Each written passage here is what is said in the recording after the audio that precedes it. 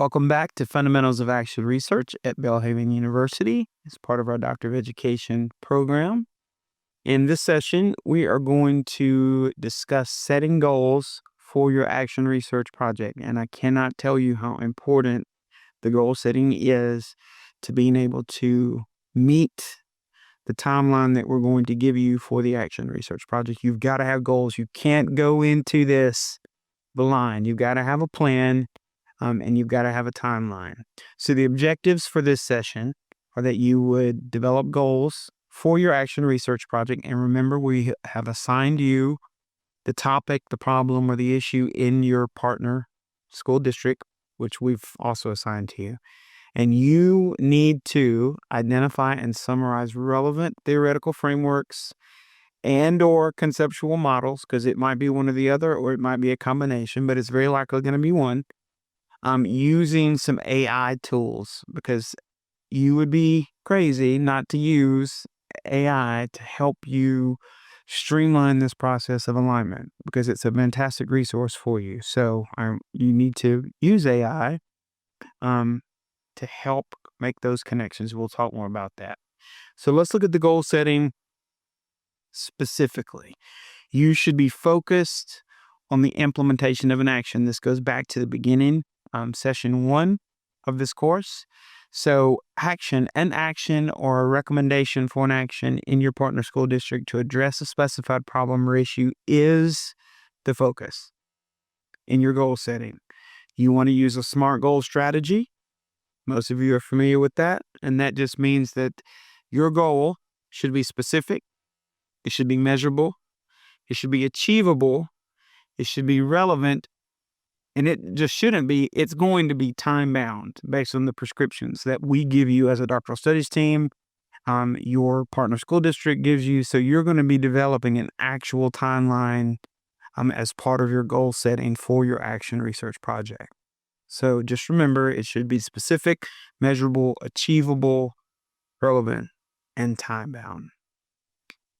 So a big part of what you should be doing in your reading at this stage of your action research project plan is to be aligning what you're reading in relevant literature to the actual issue or problem you're investigating in the district. So the best way to do this is to get on an AI platform, ChatGPT, for example, and ask Chat to help you, or ask it what theoretical frameworks are relevant to this problem or issue or topic in current educational research or current educational settings. And it's going to give you a great starting point. It will identify some frameworks that are being used. So your job here is not to reinvent the wheel.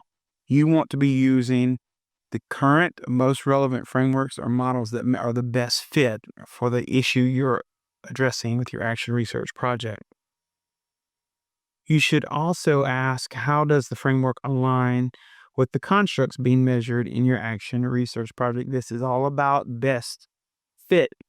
When you go clothes shopping, most of the time we're buying clothes, we're spending money on clothes that are going to fit us best.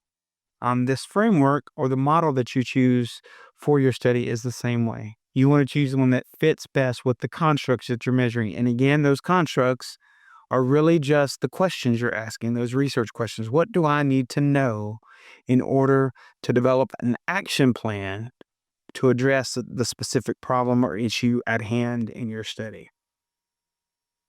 And you should develop a custom framework for your project. Everybody in an action research project, you're going to be dealing with a specific problem or issue limited to a partner school district, maybe even particular schools or settings within that district. You're going to identify a framework from established current academic literature, but you're going to connect it in a customized way to your project and what you're doing in the district. And your faculty liaison and your site supervisor in your partner school district can help confirm you're on the right track. So part of this in your reading and your development, you're constructing this action research plan. You're going to be following Lewin's action reflection model, and this is discussed in McNiff's text. As a matter of fact, this quotation stood out to me. It said, explain to your participants and readers what you are doing in your action research and why you are doing it. Relate your reasons to your values. Okay. So the values have already been predefined for you by the partner school district. They've told you this is the problem. This is what we want investigated. Okay. Your job is to develop those reasons of how we're going to go about developing an action that can help treat or address those problems, issues.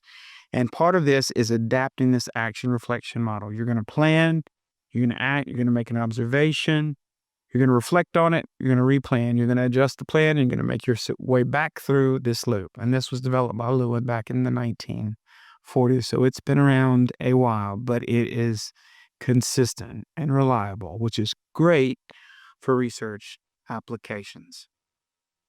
And that's going to wrap this session. So be sure to do the reading, complete any writing assignments, and participate in those session questions on the course page in Canvas. And we'll see you in the next session.